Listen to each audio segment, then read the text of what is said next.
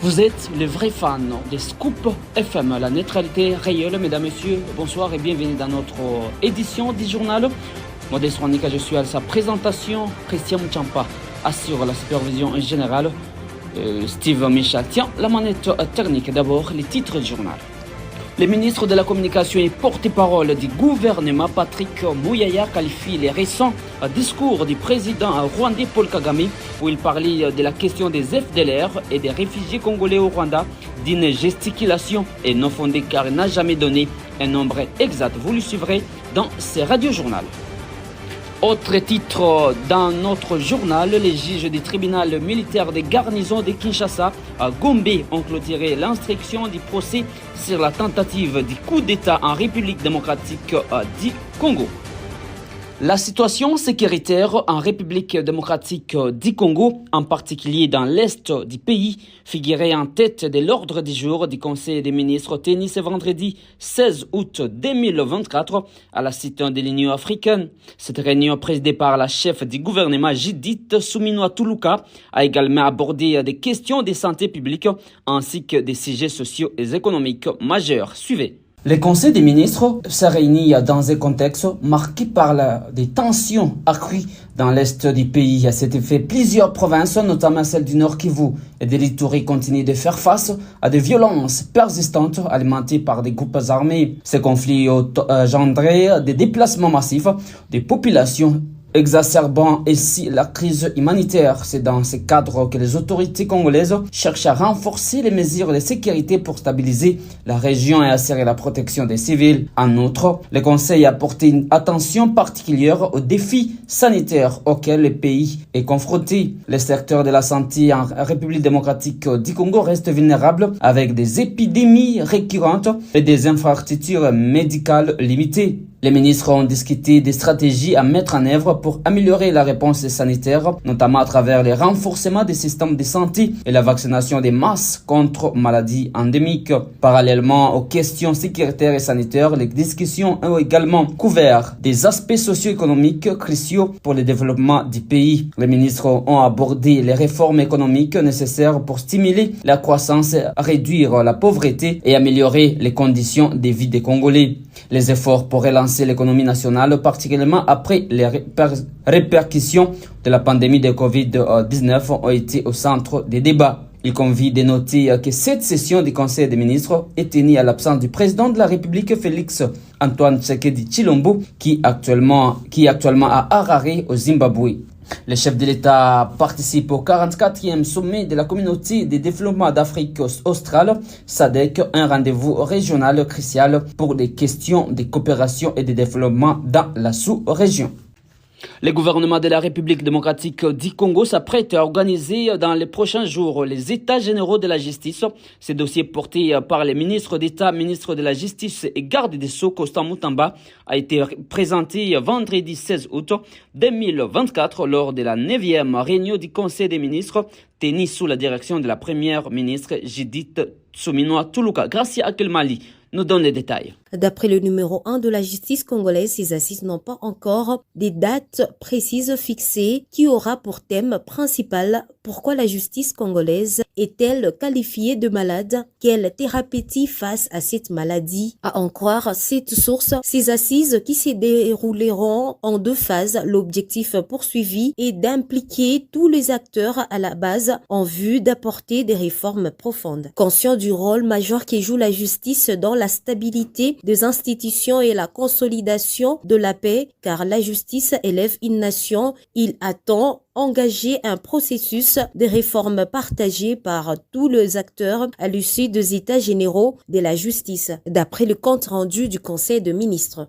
Les États généraux de 2015, organisés par le ministre de la Justice et Droits humains Alexis Tambwe Mwamba, avaient pour objectif d'établir un diagnostic complet et sans complaisance de la justice congolaise et de trouver des solutions à ces maux, notamment l'incurie, le clientélisme, le trafic d'influence, la corruption, l'impunité et l'iniquité. L'annonce de ces assises intervient dans un contexte de tension entre le ministre de la Justice et garde de Sceaux Constant Mutomba et les magistrats.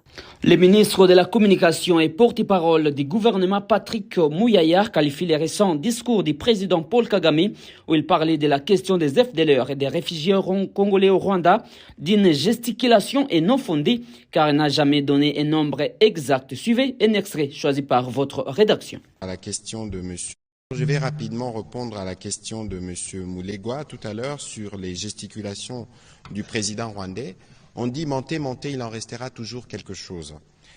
Sur les sorties du président Kagame, vous allez noter qu'il y a beaucoup de contradictions sur le nombre, pour commencer par là, parce qu'il parle des réfugiés tout le temps. Tantôt c'est 100 000, parfois c'est 70 000.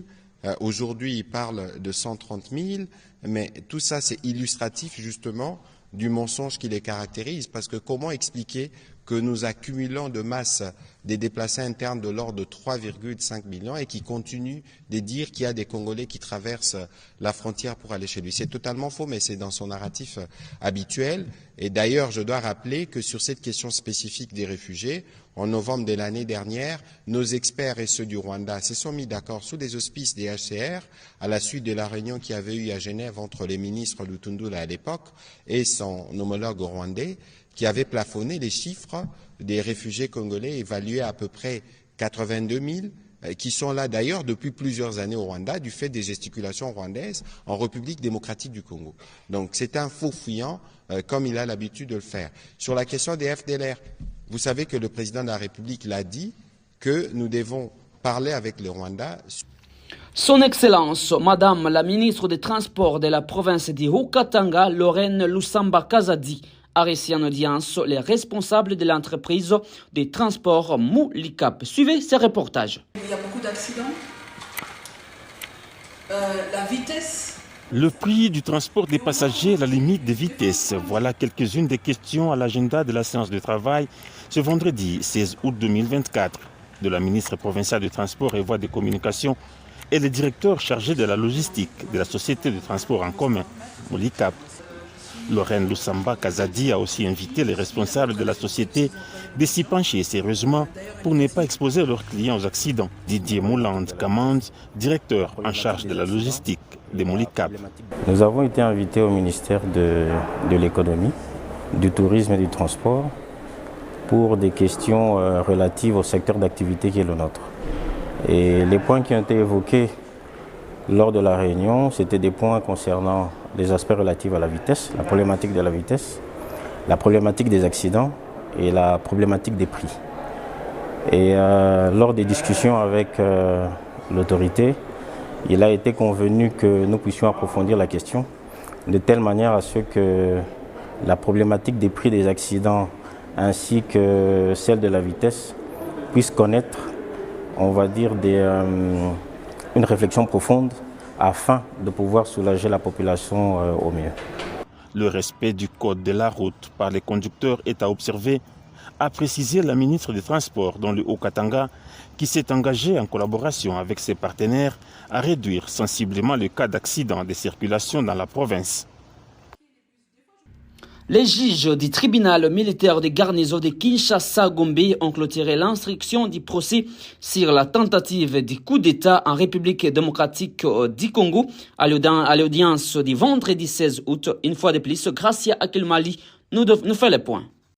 Selon le président de cette juridiction militaire, le major Freddy Ewime, sa composition est suffisamment éclairée après avoir écouté toutes les prétentions de tout le parti 3 mois durant. L'audience du vendredi 16 août était marquée par 3 moments forts. D'abord, les juges ont commencé par interroger le sentinelle et réceptionniste de l'hôtel Padjela où le prévenu Jean-Jacques Yonzo était logé. Le tribunal a ensuite lu les rapports médicaux de médecins en rapport avec la réquisition relative au prévenu Kitimo qui présentait des signes de maladie mentale. Ces rapports confirmaient que ces prévenus souffrent des troubles psychomatiques, a besoin d'une prise en charge au niveau des neurologues. La dernière et grande étape de cette audience a été celle de la projection par les experts de relevés téléphoniques et images démontrant la participation de prévenus à la tentative du coup d'État du du 16 mai dernier. Rappelons que, au total, 51 personnes sont poursuivies dans cette affaire pour les infractions suivantes: terrorisme, détention illégale d'armes et munitions de guerre, tentative d'assassinat, association de malfaiteurs, meurtre et financement du terrorisme. Rendons-nous à Chopo. Le gouverneur de la Chopo, Paulin Lendongolia Lebabonga, s'est envolé pour Dar es Salaam afin de trouver des solutions durables aux problèmes d'électricité de la province. Accompagné des partenaires, il espère améliorer l'approvisionnement en énergie à Kisangani et dans d'autres zones avant son départ. Il a remercié la population pour son calme et a appelé à la paix et à la collaboration pendant son absence. On l'écoute. J'effectue un déplacement officiel. Je pars à Kinshasa pour Dar es Salaam pour une cause très noble pour l'intérêt de la province. Nous avons un seul problème qui a beaucoup perduré, un problème qui bloque le développement de la ville. Je peux commencer par la ville, le problème de l'électricité. Avec les partenaires que nous avons convenu de faire un déplacement, aller voir un peu ce qui est là-bas et voir par quelles mesures on peut ramener chez nous à la Chopo. Donc je pense que c'est déjà presque prêt.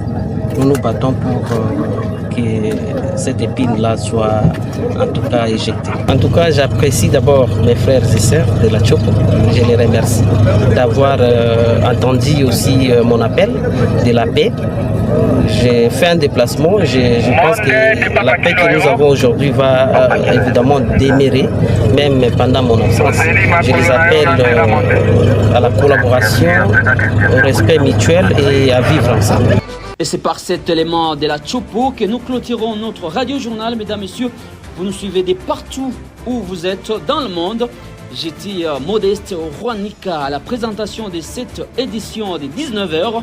Merci de nous rester fidèles et tous nos remerciements de toute l'équipe rédactionnelle de la radio La Neutralité Réelle. Bon week-end.